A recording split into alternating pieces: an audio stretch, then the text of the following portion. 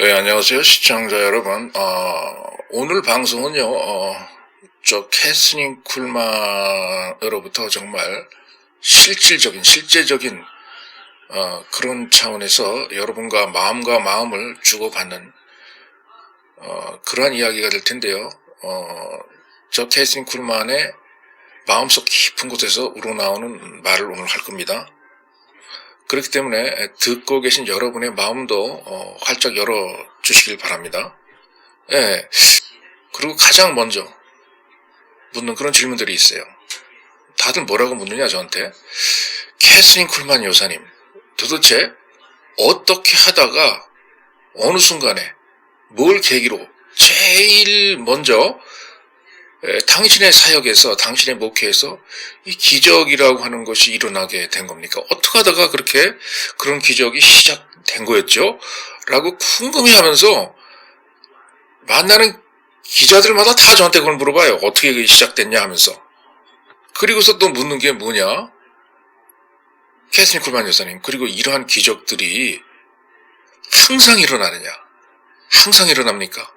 캐스린 쿨만 여사가 말만 하면, 설교만 하면, 기도만 하면 항상 일어납니까? 이런 기적이? 이 질문을 합니다. 제일 많이 하는 질문이에요. 기자분들이. 근데 저 캐스린 쿨만이 이런 질문을 받잖아요. 그럼 제 나름대로는 가장 좋은 답을 알려드리려고 해요. 기자분들한테. 지금 방송을 듣고 계신 시청자 여러분한테 또 가장 이해하기 쉽고 가장 알기 쉽고 가장 마음에 와닿는 그런 대답을 제가 하려고 노력을 합니다. 자, 제가 사실은 아주 어려서부터 이 설교를 했습니다. 일종의 어린 소녀 목사라고 할 수 있죠.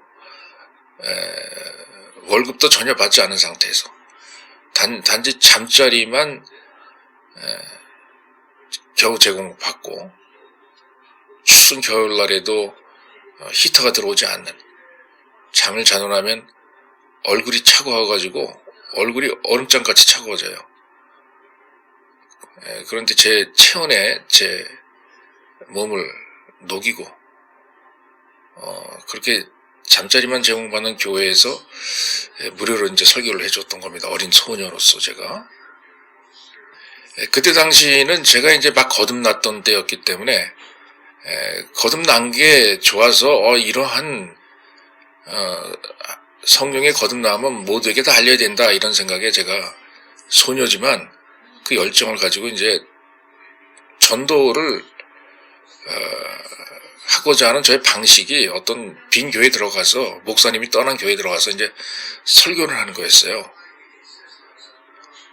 그래서 그때 당시는 사실 제가 거듭난 경험 그거 하나밖에 없었기 때문에 그거 하나만 전하는 것으로도 좋겠습니다.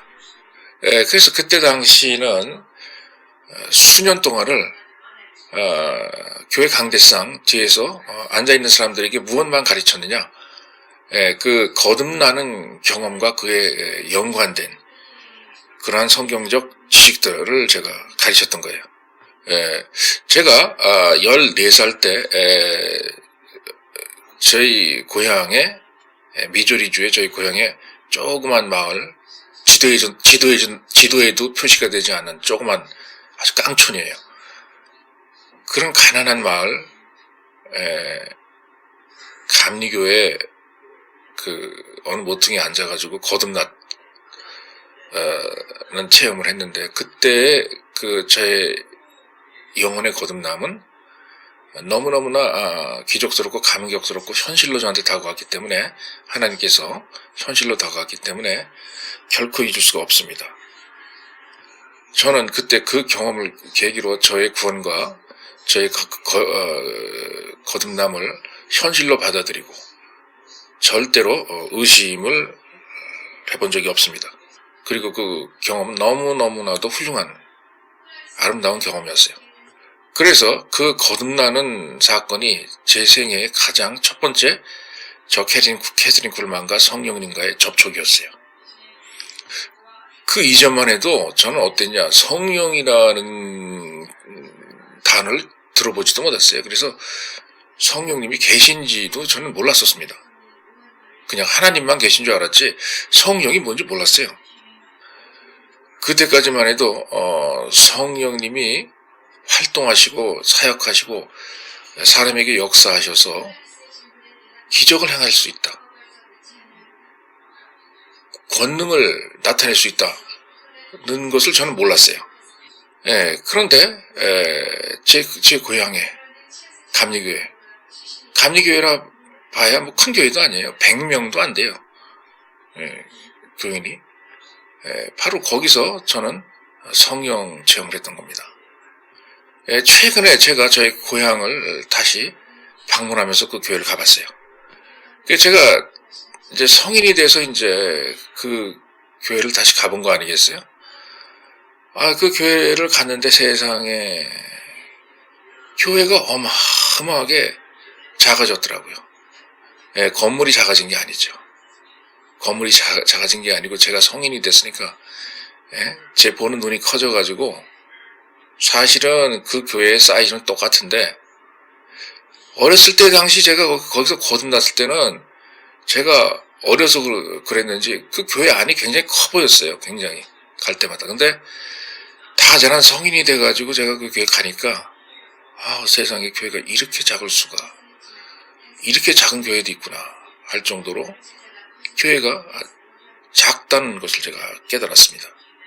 그래서 제가 거듭났던 그 교회 안을 들어가 보니까 그 강대상도 여전히 오랜 세월이 지났지만 똑같은 강대상인 것 같았고요. 그리고 좌석도 다 똑같은 거예요. 그리고 보니까 피아노도 수십 년 전에 그 사용하던 그 피아노가 그대로 있더라고요. 그런데 바로 그 교회에서 제가 14살 때 엄마하고 아빠랑 같이 교회 가서 엄마 옆에 앉아서 이제 예배가 거의 다 끝날 때쯤 다들어서 마지막 찬송을 부르자고 목사님이 이야기하셨을 때 바로 그 순간 저 캐서린 쿨만에게 뭔가 일어났어요. 무슨 성령님의 역사가 일어났습니다. 그때 저 아버지는 이름이 조였는데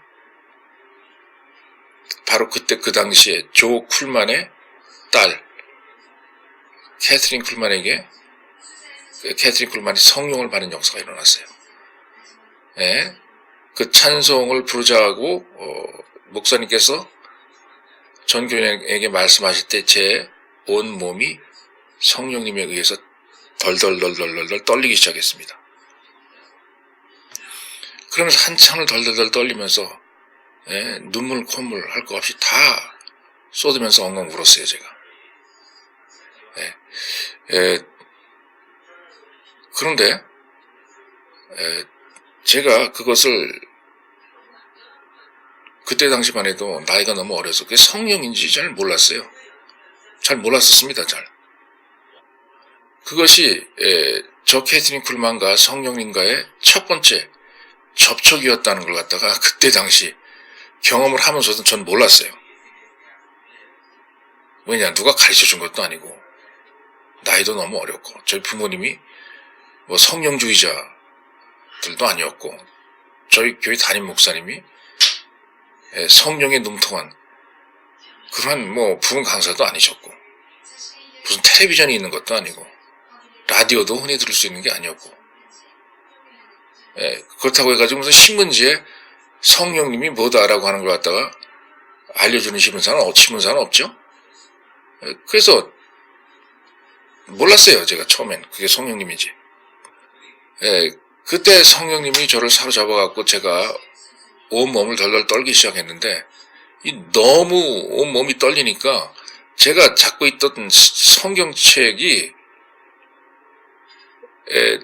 바닥으로 떨어지는 거예요. 제가 성경책을 잡고 있을 수 없을 정도로 온몸이 떨립니다. 성령님에 의해서. 그게 왜 그런 거냐. 성령님의 권능, 능력에 의해서 제 온몸이 떨렸던 거예요. 어떤 사람은 성령이 임하면 쓰러지죠.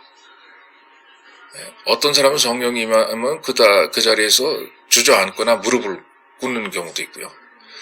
어떤 사람은 성령님이 임하면 정신을 완전히 잃어버리고 기절하는 사람도 있어요. 그리고 환상을 보는 사람도 있고 여러 가지 양상이 있죠. 근데 저한테는 떨렸어요, 그때.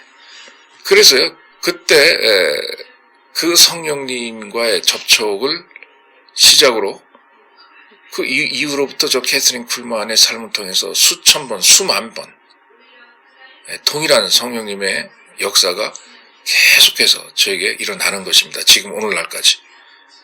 그때 당시 저는 성령 체험하면서 금방 알아차렸어요.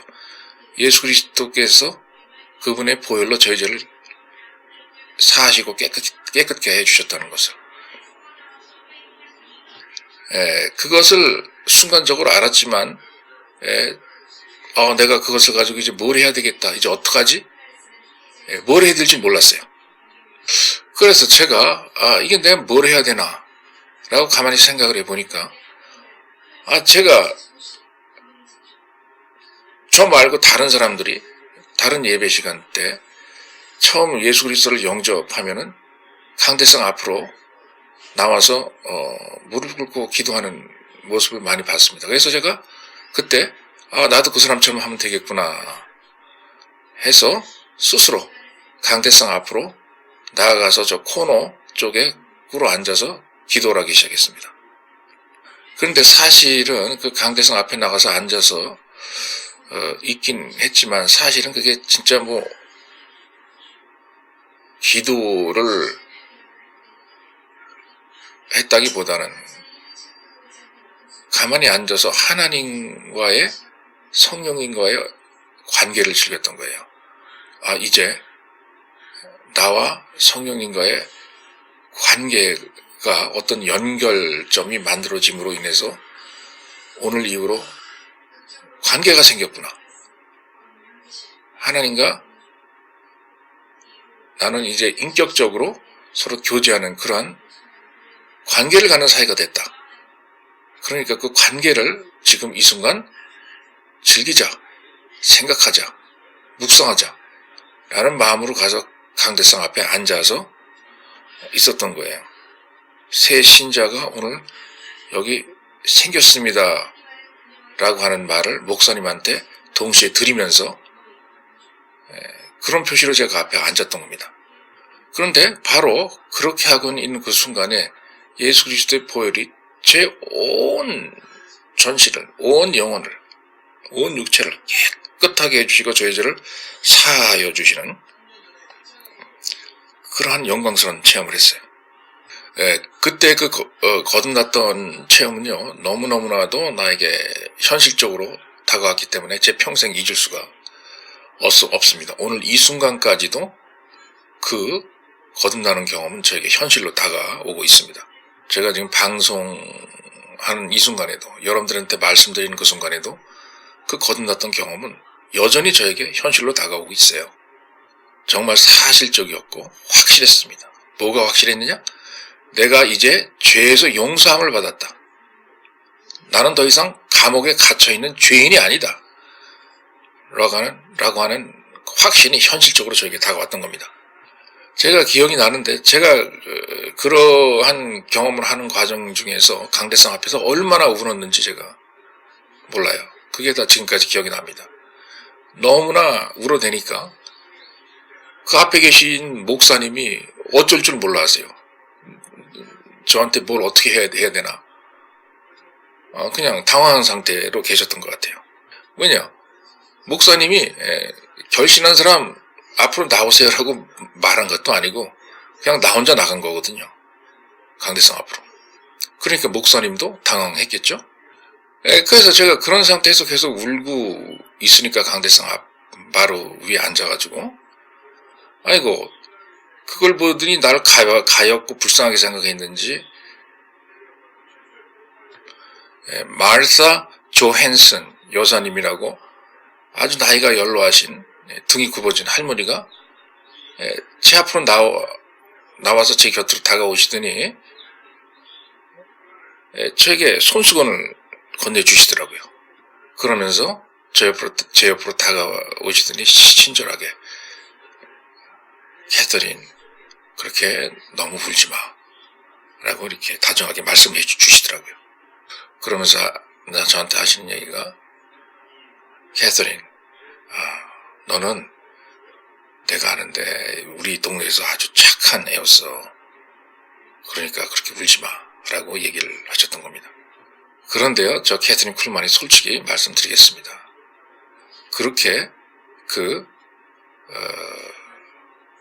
여사님이, 그 할머니가 저에게 위로를 했지만, 그렇게 위로의 말을 건네는 그 순간에도, 캐서린 너는 이 마을에서 제일 착한 애였어 라고 하는 그 말을 건네는 그 순간에도, 그리고 그 말을 제가 듣는 그 순간에도, 우리들은 솔직히 둘 다 알았어요.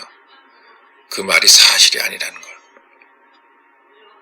그 말이 사실이 아니라는 걸, 제가 이 동네에서 제일 착한 애가 아니었다라는 걸 다 알고 있었습니다. 왜냐하면요, 제가 동네에서 그때 당시 아주 유명한 그런 애였거든요. 사고난 사고는 다 치고 다니고요. 좌우지간 못된 장난질은 다 하고 다니는 그런 유명한 애였어요, 제가. 그런데 그날만큼은 제가 성령님에 의해서 변화함을 받고 이 세상이 바뀌었다. 이제 이 세상은 내가 거듭난 다른 세상이다.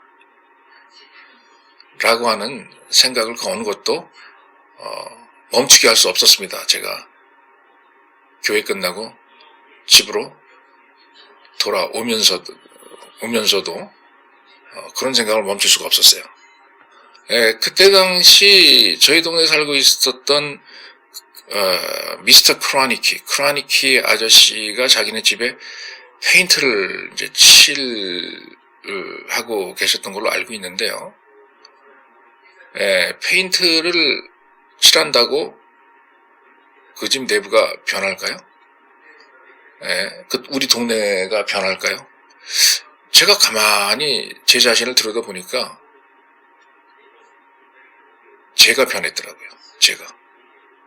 동네는 여전히 똑같은 동네인데 제 속에 있는 저의 안사람, 이 변한 걸 제가 알 수가 있었습니다. 제 아버지는요, 신앙이나 교회에 그렇게 열성이 있는 사람은 아니었어요. 근데 그때 당시에 이제 크리스마스 때였는데 뭔가가 전 특별하길 좀 바랬습니다. 그래서 제가 집에 도착해서 부엌에 있는 아버지한테 가서 얘기했어요. 아버지, 오늘 제 마음속에 예수 그리스도께서 들어오셨어요. 라고 저는 이제 얘기를 했는데 아버지가 저를 보시더니 살짝 웃으시면서 그래? 그 소리 들으니 나도 기쁘다. 라고 말씀하시더라고요. 그래서 그게 그때 다른 사람들은 그러한 그 거듭나는 사건이 그분들한테 특별했는지 안 했는지는 모르겠지만 제 자신한테는 굉장히 특별한 사건이었습니다. 그 거듭남으로 인해서 내 인생이 변해가기 시작했거든요.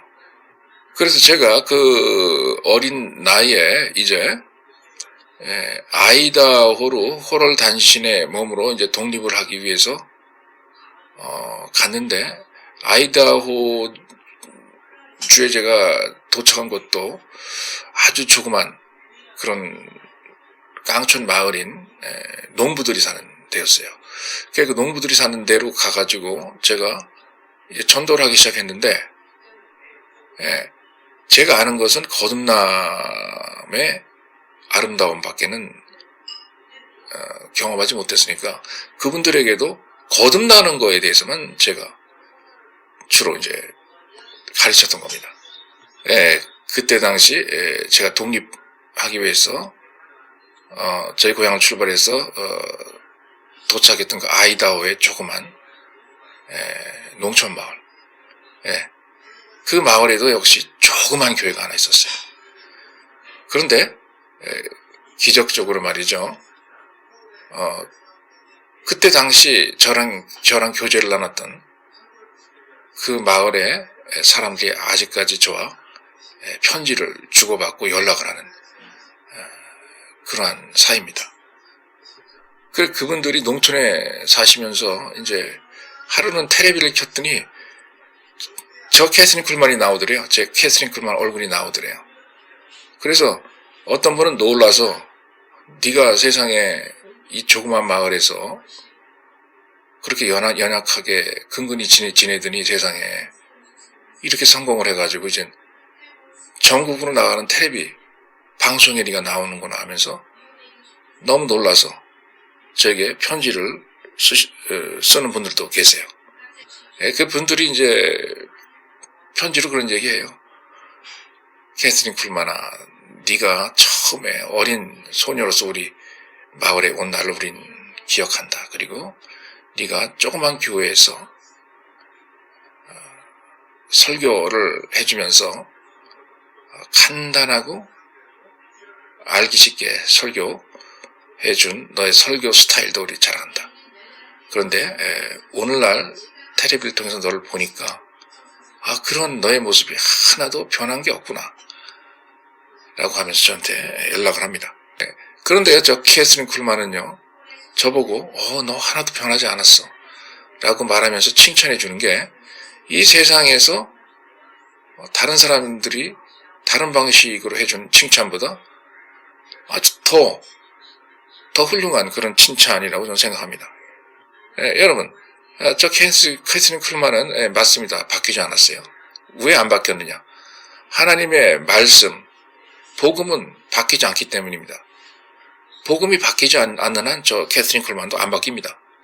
하나님의 말씀이 바뀌지 않는 한 전 하나님한테 항상 기도해요. 저 캐서린 쿨만도 변하지 않게 해주세요. 하나님 말씀이 변하지 않은 것처럼 저도 변하지 않게 해주세요. 라고 항상 하나님 아버지께 기도합니다. 제가 그때 당시 기거했었던 아이다호주의 엠마 시뿐만 아니고 그 주변에 다른 조그만 도시들 다 돌아다니면서 제가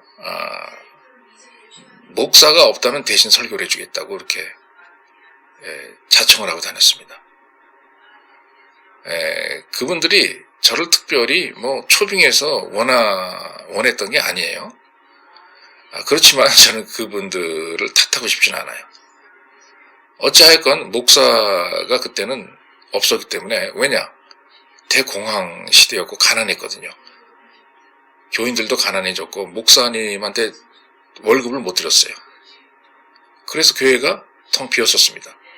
그런 교회를 찾아 들어가서 예배를 못 보고 있던 그런 분들이었기 때문에 그냥 내가 대신 설교해 주겠다 하고서 자청해서 목사 노릇을 했던 거예요. 그래서 제가 그 엠마시에 있는 그 교회 교인들에게 그랬어요. 어차피 당신네들 교회 지금 문 닫았지 않느냐. 목사님도 없지 않느냐. 그리고 누군가가 일요일날 와서 간단하게라도 예배를 들어준다면 그렇다고 해서 손해볼 건 없지 않느냐. 그러니까 내가 그냥 설교를 하자 라고 그렇게 협상을 했던 겁니다. 바로 그 아이다호 엠마의 조그만 시골 교회에서 설교를 하기 시작함으로써 비로소 그때야 제 영적인 수업과 영적인 교육이 이제 시작된 거였어요. 자, 여러분, 우리가 대부분의 사람들을 보잖아요. 그럼 젊다다 일단 높은 곳에서 시작을 하길 원해요. 아주 훌륭하고 멋진 곳에서 시작하길 원합니다. 전부 다 목사가 되려고 하는 사람들은 아주 위대한, 대단한, 어마어마하게 큰 교회를 가지고 유명해지는 목사가 되려고 해요. 그리고 전부 다 부자 목사가 되길 원하고요. 그리고 인기 있는 연예인처럼 그런 인기 있는 목사가 되려고 그렇게 노력들을 합니다. 목사님들이 대부분. 그런데 여러분, 저 캐서린 쿨만은요, 제가 정확하게 어떤 위치에서 시작했는지 잘 알아요. 그리고 저의 시작점, 저의 근원이 어딘지, 제가 어떤 곳 출신인지를 잘 압니다. 제가 얼마 전 일요일날, 그것도 새벽 5시였는데, 오하이오주의 영스타운에서 이제 설교를 하게 됐어요. 그날 밤에 자정 12시에 제가 비행기에서 내렸습니다. 그런데 이제 새벽 5시에 설교가 있었습니다. 저는 항상 저를 따르는 교인들을 위해서 항상 최선의 것, 제일 좋은 것을 준비해서 주려고 합니다. 왜냐하면 그분들이 항상 믿음을 가지고 충직하게 저를 위해서 신의를 지켜주잖아요. 그러니까 저도 똑같이 대해야 되겠죠? 설교할 때. 그런데 공교롭게도 그 주간이 굉장히 어마어마하게 바쁜 주간이었어요, 세상에. 전화가 여기저기 전 세계에서 막 그냥 들어오고, 미국 내에서도 전화가 막 빗발치고요. 그리고 특히 그 주에는 오스트레일리아, 호주에서 좀 와달라고 전화를 저한테 굉장히 많이 했었습니다. 그리고 그날은 공교롭게 또 영국에서 3군데나 집회를 해달라고 또 전화가 왔습니다. 영국에서 전화를 받은 사이 또 스웨덴에서 또 전화가 왔어요. 집회를 해달라고. 그렇게 바쁜 날이었어요. 그렇게 정신 없이 전화통화를 하고 있는데 또 옆에 있던 페트로스 목사가 뭐라고 그러냐, 노르웨이에서 또 집회해달라고 전화가 또 왔다 이겁니다. 제가 올지 안 올지 좀 알려달라는 거예요. 그래서 밤 12시에 비행기에서 내려서 이제 아침 새벽 5시 집회를 하기 위해서 이제 일어났지 않습니까? 제 몸이 얼마나 피곤하겠어요. 그런데 제가 어떤 나를 발견했느냐, 그렇게 집안에서 이것저것 준비를 하고 있는데 내 눈물에서 막 눈물이 펑펑 쏟아져 내려오면서 제가 읽고 있던 성경책이 다 젖어 있는 그런 모습을 제가 발견했어요, 그날. 그리고서는 눈물을 흘리면서 제가 뭐라 그랬냐, 하늘을 쳐다보면서 하나님 아버지, 이러한 집회를 하는 일을 왜 제가 어렸을 때 좀 기운이 넘쳐나고 젊고 힘이 많을 때 17살이나 18살 혹은 16살 왜 그때 나한테 이러한 힘들 일을 시키지 않으시고 이렇게 나이가 들고 늙어 있을 때 이런 일을 시키십니까? 입시적으로 아주 많이 힘들고 그럴 때 왜 시키시죠? 라고 하나님에게 물어보는 제 모습을 발견했습니다. 그때 어렸을 때는 그 당시는 말이죠, 제가 지친다는 게 뭔지 몰랐어요. 하루 종일 밤새도록 버스를 타고 어딜 가서 그 다음날 아침에 설교 시작해서 하루 종일 또 그 다음날 저녁까지 설교를 해도 지치는 걸 제가 몰랐었습니다. 어렸을 때는, 젊었을 때는. 그리고서는 그때 제가 그렇게 가가지고 부흥회를 이렇게 해주고 설교를 해주잖아요. 그럼 무슨 돈을 주는 게 아니에요. 그때 당시는 어려운 시절이었기 때문에 제가 얻는 것은 하루 종일 그렇게 설교를 해주고 조그만 그릇에 쑥 한 그릇 정도, 쑥 그거 하나 얻어먹고 그 전날 잠도 안 자고 달려와서 막 집회를 해주고 그랬습니다. 그래도 하나도 피곤하지는 않았어요. 그때 당시 조그만 빵 한 쪼가리가 5센트밖에 안 했거든요. 아주 오래전 얘기죠. 그때 당시 제가 피곤하진 않았지만 나이가 젊어서 그랬는지 배는 항상 고팠었어요. 항상 뭔가 먹고 싶었습니다. 지금 나이 든 이 상태에서 그때 당시를 회상해 보잖아요. 그러면 그 모든 순간순간들을 제가 너무너무나 사랑했던 것 같아요. 배는 고팠지만 하나님의 말씀을 전하는 것이 피곤하지 않았던 것. 그 상태로 지속된 저의 젊은 나날들이 그때 당시엔 제가 너무너무나 좋아했고 즐겼던 것 같아요. 배고픈 게 문제가 아니었습니다. 그런데 이렇게 나이가 들고 힘이 없고 피곤함을 많이 느낄 때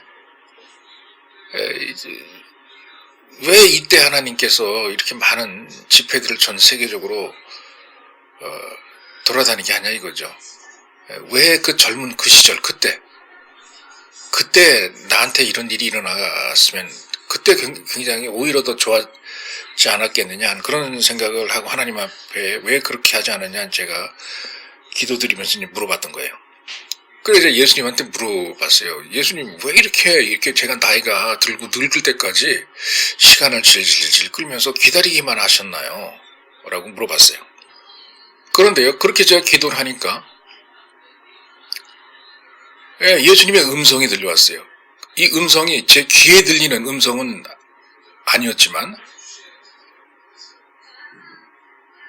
제 영혼에 들려오는 음성이 제 귀에 들려오는 진짜 음성같이 똑같이 저에게 들려왔습니다. 그런데 그 하나님 아버지의 음성이 어떤 음성이었느냐 아주 의외였어요. 의외. 이렇게 들리는 하나님 아버지의 음성이 뭐라고 나한테 하시느냐 말씀하시느냐. 야 캐서린 쿨만, 만약에 진짜 내가 너가 젊었을 때 젊었던 그날 에너지가 넘쳐나고 잠을 안 자도 견뎌낼 수 있었던 그때 네가 16, 17, 18, 19 그때 너한테 만약에 네가 세계를 돌아다니는 집회하는 그러한 사역을 너한테 맡겼더라면 다 날려버렸다니까. 그때 만약에 나 하나님이 너한테 그걸 허용을 했으면 네가 그걸 갖다 성공적으로 이끌고 나가는 게 아니고 네 생각은 성공했을 것 같다라고 생각을 하겠지만 지금 실제 만약에 내가 그때 당시 너에게 그걸 맡겼더라면 너는 아마 다 모든 것을 실패하고 다 날려버렸다. 그래서 내가 안 줬다라고 하나님께서 나한테 음성을 들려주시는 거였어요. 그런데요, 신기하게도 하나님 아버지께서 저한테 그 얘기를 하셨을 때 정확하게 하나님 아버지께서 무슨 얘기를 하시는지 저는 알았어요. 정확하게 무슨 문제를 지적하고 계시다, 무슨 포인트를 지적하고 계신다는 걸 알았습니다. 저는. 여러분, 모든 사역자에게는 성장하는 과정이 있습니다. 그리고 자라야 되는 그런 시간이 있어요. 배워야 되는 시간이 있습니다. 하나님의 영적인 학교에 입학해서 수업을 받아야 되는 그런 시간이 있어요. 여러분, 제가 얘기하는 것은 무슨 신학교를 가서 교육받는 거 얘기하는 거 아니에요. 무슨 유명한 대학교에 가서 뭐 교육받는 거가 아닙니다. 학교 얘기하는 게 아니에요. 여러분, 성령 하나님을 선생님으로 모시고 성령 하나님께서 운영하는 성령 하나님 학교, 성령님 학교에 입학을 해서 성령님에게 수업받는 그런 수업을 얘기하는 겁니다. 많은 사람들이 유명한 대학교는 가지만 성령님에게 하나도 못 배우고 나오는 사람들이 많아요. 어떤 사람들은 유명한 대학교에서 신학 박사학위 받지만 성령님에게로부터는 하나도 배우지 못하고 학위를 받아가지고 나오는 경우가 아주 많습니다. 아주 내노라는 그러한 신학자에게 신학을 배우고 나오지만 성령님에 대해서는 하나도 못 배우고 나오는 그런 사람들이 거의 대부분이에요. 여러분의 신학대학교 교수님이 성령님이 되잖아요. 성령님이 여러분의 선생님이 되잖아요. 그러면 그때야말로 제대로 된 신학 이론이 여러분한테 들어오는 거예요. 전달되는 거예요. 성령님을 싹 빼놓고 배우는 신학은 그 신학이 아닙니다. 그냥 이론권 공부일 뿐이지. 그때 젊었을 때 젊은 시절 저는 하나님의 말씀에 너무너무 갈급함을 느껴가지고 성령님의 도움으로 성경 말씀만 계속 봤습니다. 성경 말씀을 계속 저는 주워 먹었어요. 그때 당시 제가 설교하러 가잖아요. 그러면 동네가 너무 낙후된 동네들이었기 때문에 호텔이라고 하는 거는 찾아볼 수도 없었어요. 호텔이 뭡니까? 모텔 수준급도 없었습니다. 한국으로 말하면 여인숙급의 그 숙박시설도 없었어요. 그냥 아무 헛간 같은데 누가 허락을 해주면 가서 그냥 하룻밤 자는 거예요. 그냥 추워도 그 안에서 그냥 자는 겁니다. 그나마 무료 아니겠어요? 주로 그 교회 이제 집사님들의 집에 이게 남아있는 뭐 거실이나 뭐 헛간 이런데 남은 방 이런데에서 이제 기거를 하긴 했는데 그때 당시에는 공황 시대라서 추운 겨울이어도 난로라는 게 없어요. 그냥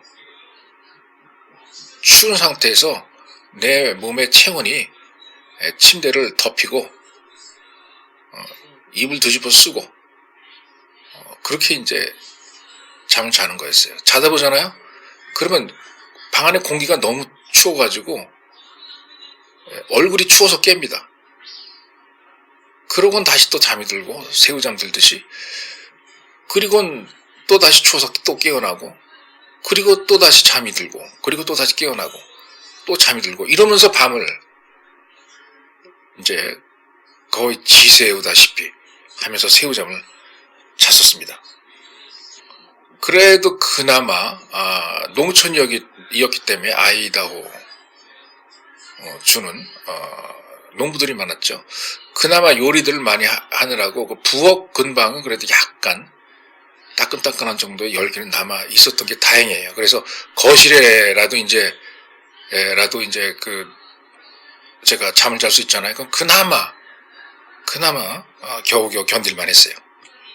어떤 경우에는 여분이 있는 남아있는 방에 올라가서 잠을 자잖아요. 그러면 이 아이다호 사람들은 그쪽 그 이민 온 그 후손들의 그 전통이어서 그런지 자기 조상의 사진 있죠.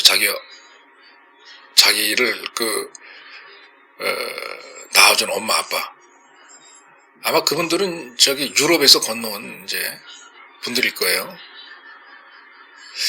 그 후손들이 자기 엄마 아빠를 이제 기억을 하기 위해서 초상화를 걸어놓는데 조그맣게 걸어놓는 게 아니고 어마어마하게 크게 막 가로가 1m, 2m, 세로가 뭐 2m, 3m 뭐 이렇게 한 뭐 가로가 뭐 1.5m, 세로가 뭐 1m 이런 식으로 크게 이제 걸어 놓습니다. 벽에다가 방벽에다가 걸어놔요. 그런데 그 초상화 속에 그려져 있는 그 인물의 그 인상을 보잖아요. 그러면 웃는 인상이 아니고 아주 무뚝뚝하고 노려보는 그런 인상이에요. 제가 그때 아이다호에서 봤던 초상화 가운데 그 웃고 있는 초상화는 하나도 본 적이 없습니다. 그래서 이렇게 그 여분이 있는 방에서 제가 이제 잠을 자잖아요. 그럼 히터, 열기가 전혀 없습니다.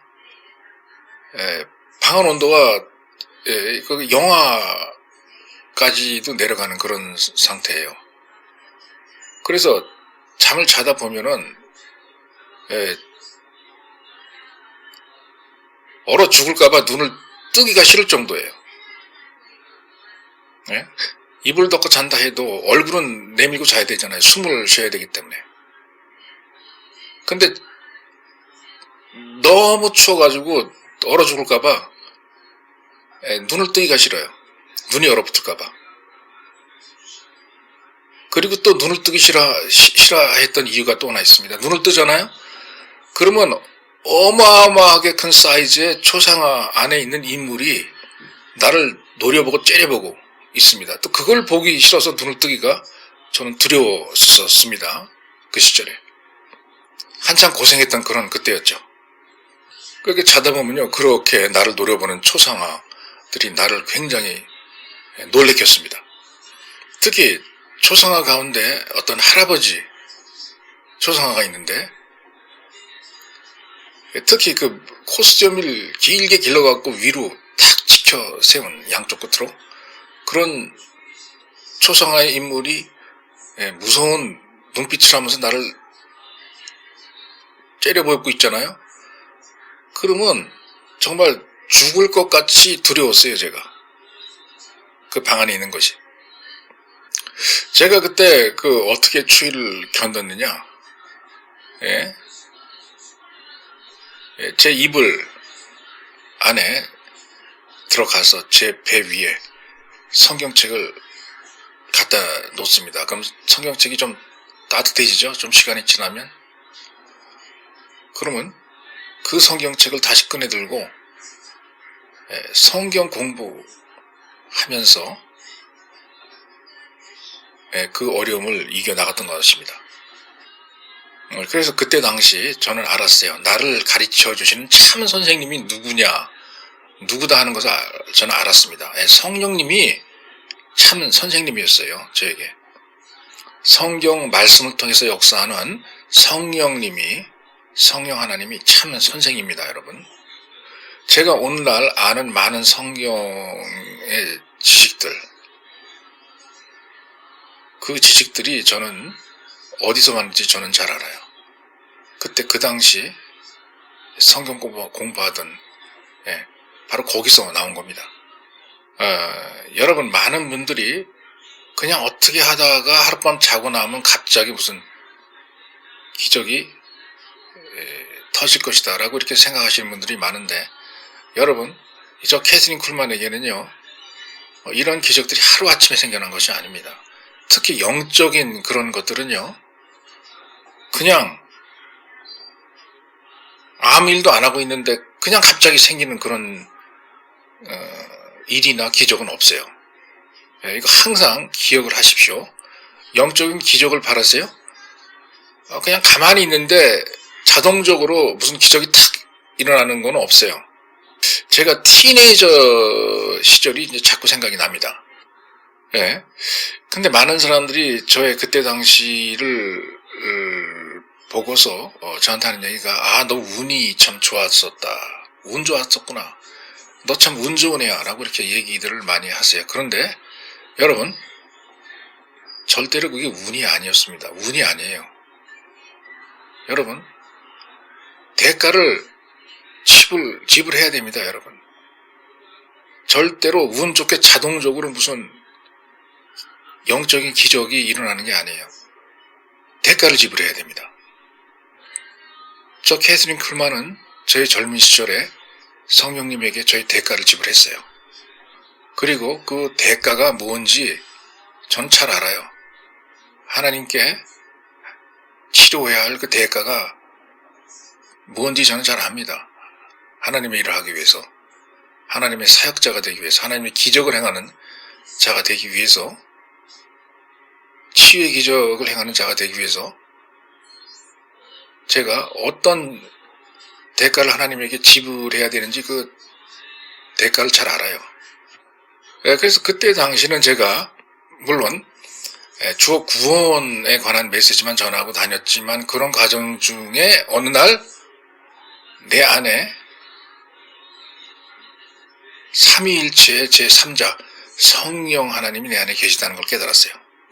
그래서 제가 성령님에 관해서 더 많이 알기를 원했던 겁니다. 그렇게 해야만 했습니다. 여러분, 이렇게 성령님의 도움으로 성경 말씀을 대하잖아요. 그러면은 사람의 아픈 육체의 치유, 신유에 관한 이해와 신유에 관해서 알려고 하는 그러한 마음 없이는 성경을 읽을 수 없다는 것을 저는 깨달았어요. 자, 예수님께서 십자가에서 다 이루셨다고 그랬잖아요. 그게 우리의 죄에 대한 용서만 포함하는 게 아니고 우리 육체의 치유도 포함하는 그런 일입니다. 우리 육체의 치유도 끝을 내셨다는 그런 의미가 있는 거예요. 네, 바로 맞습니다. 예수님께서 우리의 죄도 용서하셨지만 그가 책찍을 맞으심으로써 우리의 병이 나았고 그가 책찍을 맞으셨으므로 우리의 병을 치료하셨던 겁니다. 이런 것을 이해하지 않고 성령님의 도움을 받아서 성경을 읽거나 이해할 수가 없는 겁니다. 여러분, 우리가 성찬식에 참여하잖아요. 그러면 포도주가 의미하는 게 뭔지 다 알죠. 여러분, 구약성경의 유월절 기억나시죠? 유월절 어린 양을 잡아서 죽여서 피를 받아서 그 피를 문간에 발라놓으면 죽음의 천사가 그 집에는 들르지 않고 그리고 지나간다. 그래서 패스오버죠. 그때 흘린 어린 양의 피가 곧 예수의 피고 우리가 마시는 성찬식 때 포도주입니다. 바로 그때 죽임을 당하고 피를 흘렸던 그 어린 양과 그의 피는 뭘 상징하느냐? 미래에 다가올 어린 양 예수 그리스도를 상징합니다. 그가 맞이할 죽음과 그가 흘릴 피를 상징하는 거였어요. 바로 이 살아계신 하나님의 아들 예수 그리스도의 흘리신 피만이 우리를 죄에서 용서해 줄 수 있는 피입니다. 다른 사람이 잔인하게 피 흘렸다고 해가지고 그 피가 우리의 죄 용서하지 않습니다. 오직 하나님의 아들 예수 그리스도의 피만이 우리의 죄를 용서하세요. 참고로 한국 사람들은요, 대대로 불교 문화와 제사 문화, 그리고 영매 문화, 이런 것들이 있기 때문에, 혼동을 하는 사람들이 많아요. 어떤 사람은 이런 사람도 있죠. 자기 아버지가 죽었는데, 죽은 자기 아버지 시체에 가서 용서해달라고 회개한다고 하니까 무슨 일이 일어나는 것 같더라. 죽을 때 자기 아버지가 눈을 뜨고 죽었는데 자기 아버지한테 회개한다고 하니까 뜬 눈이 다치더라. 이렇게 주장을 하면서 죽은 자기 아버지가 자기 죄를 용서했다, 이렇게 주장하는 사람이 있어요.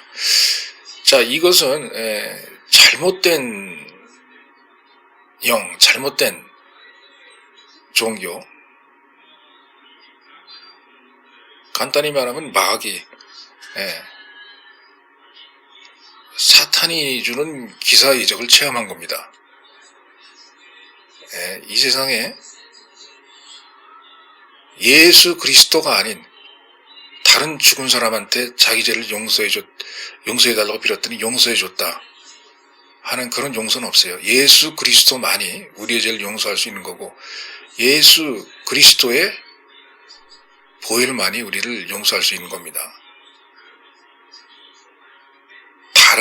다른 어떤 죽은 존재가 우리의 죄를 용서하는 건 없어요.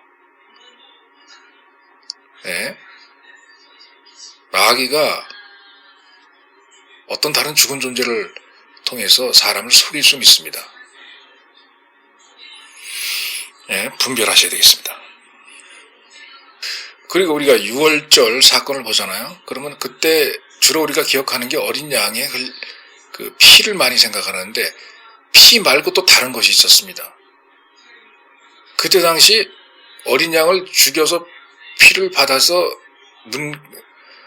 문틈에 가 발라라 라고 하는 그런 지시도 있었지만 그 어린 양의 육체를 먹어라, 고기를 먹어라 라고 했습니다. 여러분, 성찬식 할 때 빵이 뭘 의미합니까? 예수 그리스도의 몸을 의미해요. 십자가 위에서 깨어지고 찢어진 예수 그리스도의 몸을 얘기합니다. 이렇게 예수 그리스도의 육체가 채찍으로 얻어 맞으셔서 찢어지셨기 때문에 우리의 병이 나은 겁니다. 이렇게 우리가 매번 성찬에 참여할 때마다 빵을 먹을 때는 예수 그리스도의 찢어진 몸을 생각하셔야 되는 거고, 포도주를 마실 때는 예수 그리스도의 흘리신 피를 생각하셔야 되는 겁니다. 그게 여러분을 위해서 매맞아서 찢어지신 거고, 여러분을 위해서 흘린 피라는 것을 갖다가 인정하시고 받으시고 환영한다는 취지에서 성찬을 하시는 겁니다. 자, 이렇게 흘리신 예수 그리스도의 피를 상징하는 포도주는 우리의 죄를 사하신다는 그런 의미가 있는 거고요.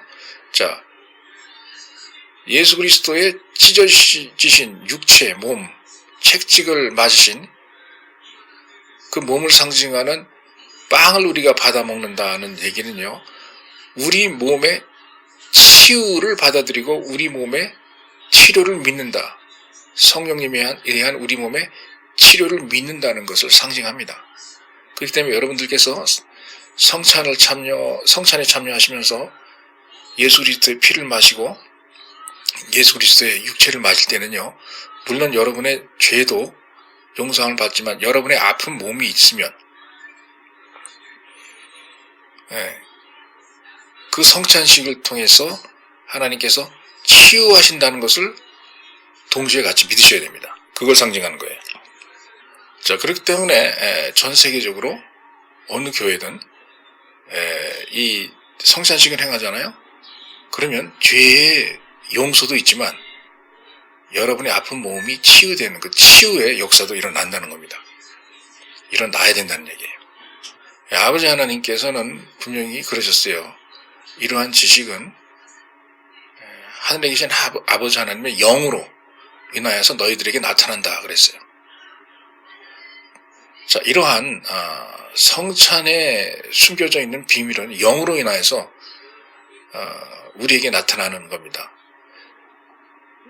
이 성령에 의해서 이런 것이 나타나기 때문에 여러분, 때로는 가장 공부를 열심히 많이 한 가장 훌륭한 박사학위를 받은 신학자들이 그 이해를 못하는 거예요. 왜냐? 그들은 공부는 많이 했지만 성령님에게로부터 나타냄을 받는 것을 받지는 못했다는 얘기예요. 성령님이 학사학이나 석사학이나 박사학위 따라와서 역사하는 분이 아닙니다. 성령님은 초등학교밖에 안 나온 사람한테도 역사에서 박사학위 받은 사람보다도 더 똑똑하게, 더 지혜롭게 만들 수 있습니다. 그리고 더 강하게 역사할 수 있습니다. 여러분, 예수님이 박사학위 받으셨다는 말 들어보신 적 있으십니까? 예수님이 하버드 의과대학교 다닌 다음에 사람병 치유하는 방법을 배웠다 라는 얘기 들어본 적 있어요? 아니면 예수님이 서울대 법대를 가가지고 사람의 죄를 판결하는 법을 배우셨다, 이런 얘기 들어본 적 있습니까? 예수님은 아무 학위도 갖고 있지 않아요. 그런데도 성령님에 의해서 지혜로워지고 당대 석학들보다도 더 똑똑한 얘기를 했다 라고 성경은 분명히 얘기하고 있어요. 그러니까 성령님이 학위, 유명한 신학대학교, 어느 신학대학, 학위 따라서 성령님이 역사하시는 분이 아닙니다. 이렇게 전혀 교육을 받지 못한 사람도 성령님의 도움을 받아서요, 수십 년 동안 공부를 한 사람도 발견하지 못한 그러한 성경의 진리를 발견할 수 있다는 겁니다. 저 캐서린 쿨만은 어떻게 생각하냐 말이죠. 치유받으러 온 사람들이 쭉 줄을 섰을 때 그 사람들이 치유를 전혀 받지 못한다 하더라도 하나님 성경에 나와 있는 하나님은 치유하신다라고 하는 그 말은 전혀 변함이 없다는 것을 저는 잘 알았었습니다. 제가 신유를 경험하지 못한다 하더라도 성경에 나와 있는 치유하시는 하나님은 여전히 존재하신다 라는 것을 저는 알고 있었어요. 저 캐서린 쿨만은요, 제가 평생을 살아가면서 단 한 건의 치유의 역사, 신유의 역사를 못 봤다, 경험하지 못했다 하더라도 성경에 나와 있는 치유하시는 하나님의 그 신분은 변치 않는다는 걸 저는 알고 있었어요. 치유를 하시겠다고 하는 하나님의 말씀은 변치 않는다는 것을 저는 알았었습니다. 그리고 저 캐서린 쿨만은 어떻게 생각했냐면 말이죠. 만약에 하나님의 말씀 안에 하나님은 치유하신다라고 하는 그 말씀이 존재하는 한, 내가 과거에 하나님의 치유를 경험했던, 경험하지 않았던 그 유무를 떠나서 무조건 하나님 말씀대로 나는 경험을 해야 된다고 생각했어요. 하나님 말씀에 하나님은 치유를 하신다라고 쓰여 있으면은 제가 과거에 치유를 경험했던 안 했던 여부를 떠나서 무조건 앞으로라도 미래에라도 이렇게 치유하시는 하나님을 저는 반드시 체험해야 한다고, 그렇게 저는 젊은 날 그렇게 생각을 했던 겁니다. 제가 다른 신유사역자들이 집회하는 그러한 현장에 제가 몰래 개인적으로 갑니다. 가잖아요? 그러면 미국에서 자기가 잘났다고, 자기가 최고라고 주장하는, 그러면서 자랑하면서 그 신유 집회 한다는 그런 분들 집회 가면은 뭐 거의 대부분의 많은 사람들이 아픈 채로 왔다가 기도를 받았는데도 불구하고 그냥 아픈 채로 돌아가요. 그런데도 자기 신유의 그 종이다라고 막 자랑을 해야 됩니다. 저는 그런 모습을 보고 집회에 가서 몰래 참석했다가 엉엉 울면서 제가 그 집회의 현장을 빠져나온 적이 한두 번이 아니에요, 제가. 그러면서 그런 생각을 했습니다. 아니, 이 내노라고 자랑하는 미국의 최고의 신유의 종이라고 한다는 사람들이 도대체 내 하나님을 어디다가 갖다가 숨긴 거냐? 도대체 무슨 일이 일어나고 있는 거냐? 라는 생각을 하면서 울면서 몰래 빠져나왔던 적이 한두 번이 아니에요, 제가 그렇게 울면서 몰래 집회를 빠져나오는 그날 밤은요, 제가 밤새도록 그것을 생각하면서 밤새도록 웁니다. 울면서 무슨 생각을 하느냐? 도대체 이 자랑하고 다니면서 자기가 미국의 최고라고, 신유의 종이라고, 최고라고 떠들고 돌아다니는 이 사람들이 도대체 진짜 치유하시는 나의 예수님을 어디다가 숨겨두고 왜 이렇게 가짜에 가까운 그러한 기적을 행하고 다니느냐, 이런 생각을 많이 했어요, 제가. 그리고서는 그날 밤만 제가 우는 게 아니에요. 그 다음날까지 제가 웁니다, 계속. 이게 제가 일부러 그러고 싶어서 그러는 게 아니에요. 주체할 수가 없어요. 내 안에 있는 성령님이 계속 나를 울게 만드십니다. 왜냐하면 제가 그렇게 울어대는 이유는 간단해요. 제가 너무나 굶주렸기 때문에, 영적으로 굶주려 있었기 때문에, 하나님의 신유에 관한 그 진리에 너무 굶주려 있었기 때문에 그래서 울었던 겁니다. 하나님은 분명히 굶주린 사람은 분명히 배불리 먹을 거라고 그랬어요. 영적인 양식 얘기하는 거죠. 여러분 마음속에 이렇게 영적인 굶주림이 있잖아요. 그 영적인 굶주림을 절대로 우습게 보시거나 막대하시거나 무시하시면 안 됩니다. 제가 이런 식으로 젊은 날 신유에 대한 갈망은 있었지만 신유에 대한 체험을 못하고, 그리고 가짜 신유의 종들이 행하는 기적 집회에 가서 실망하면서 울고만 나오는 일이 태반이었지만, 이렇게 영적인 갈망이 있고 영적인 굶주림이 있었을 때 드디어 갑자기 어느 날 신유의 기적이 일어나기 시작했어요. 거기가 어디냐? 펜실베니아주의 프랭클린 시 집회였습니다. 올드 빌리 선데이 태버너클 교회에서 바로 제 신유의 기적의 현상이 나타나기 시작했어요. 빌리 선데이 교회입니다. 정말 제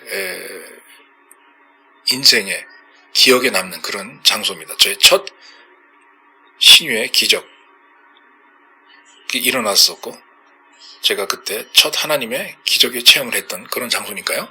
제가 그 교회에 있었을 때 아주 오래오래 전에 빌리 선데이 목사님이 쓰셔서 설교를 하셨을 그 똑같은 강대상 위에 서 있었어요.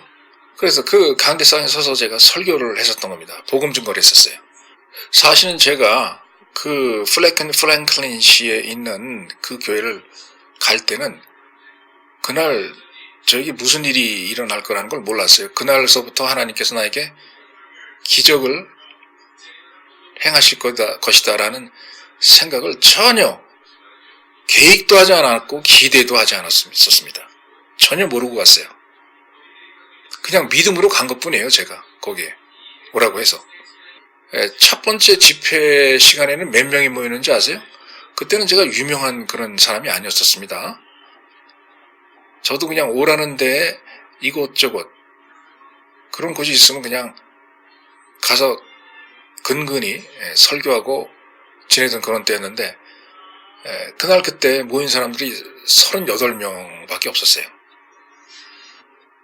그런데 기적이 일어나니까 그 바로 다음 집회에 200명이 모이더라고요.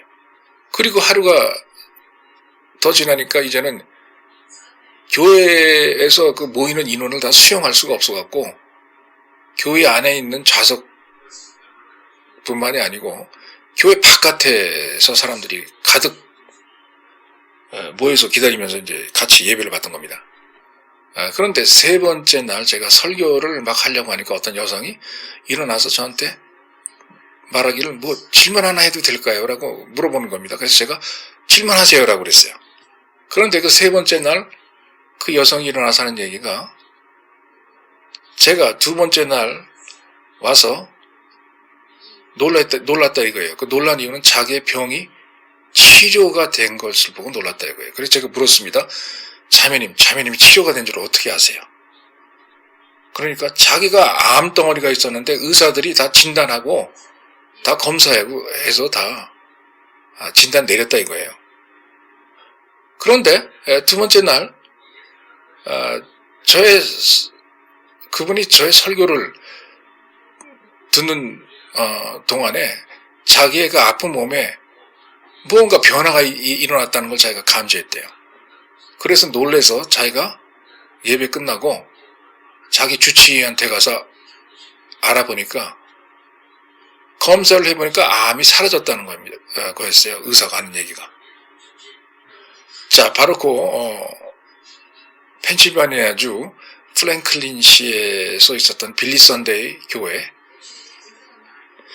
그 교회에서 그 자매님의 암이 치유되는 그 사건이 저 캐서린 쿨만의 일생에서 첫 번째 일어났던, 안수 없이 손을 안 대고 손을 얹고 기도하지 않고 일어났던 첫 번째 기적이었어요.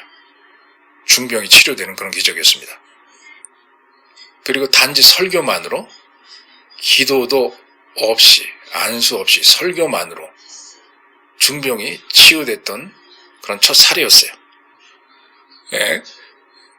성령의 기름 부으심 안에서, 성령의 능력 안에서 제가 설교만 했을 때, 설교만 듣고도 중한 병이 치유가 됐었던 그런 첫 살이었습니다. 제가 제 최선을 다해서 제 캐서린 쿨만의 인생에서 첫 번째 중병을 치유했던 그러한 사건에 대해서 말씀을 해드렸는데 프랭클린 시 펜실바니아 주에 있던 빌리 선데이 목사님 기념 교회에서 그날 일어났던 그 기적을 시작으로 그 이후로 저 캐서린 쿨만의 인생에서는 수천, 수만, 수십만, 수백만 그 이상의 중병이 치유가 되는 그러한 사건이 일어났던 것입니다. 하나님 아버지께 감사드립니다. 아멘입니다. 그리고 이 방송을 통해서 저의 말을 듣고 계신 수많은 여성 사역자 여러분, 그리고 본인이 유명한 치유사역자가 되기를 희망하면서 오늘도 하나님 앞에 외롭게 쓸쓸하게 혼자의 그 처소를 지키면서 기도하고 금식 기도하고 묵상 기도하며 하나님 앞에 울부짖는 그런 사역자 여러분, 여러분도 제2의 캐서린 쿨만이 되실 수가 있습니다. 여러분도 어느 날 여러분들이 집전하는 집회에 참석했던 그건 누군가가 중병에서 나음을 받는 그런 일이 일어날 수 있습니다. 만약 여러분들이 하나님의 성령의 기름 부으심을 받으시고 하나님에 의해서 치유사역자, 신유의 은사사역자로, 특히 여성의 은사사역자로 부르심을 받았다는 느낌이 확실히 여러분의 영혼 안에 존재하신다면 실망하지 마시고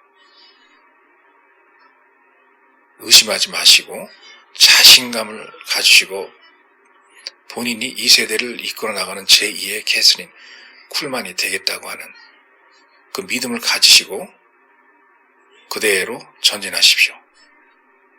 하나님 아버지의 성령님의 도우심을 받으십시오. 바로 다음번 제2의 캐서린 쿨만은 바로 바로 당신이 되실 겁니다. 의심하지 마시고 전진하십시오. 아멘입니다.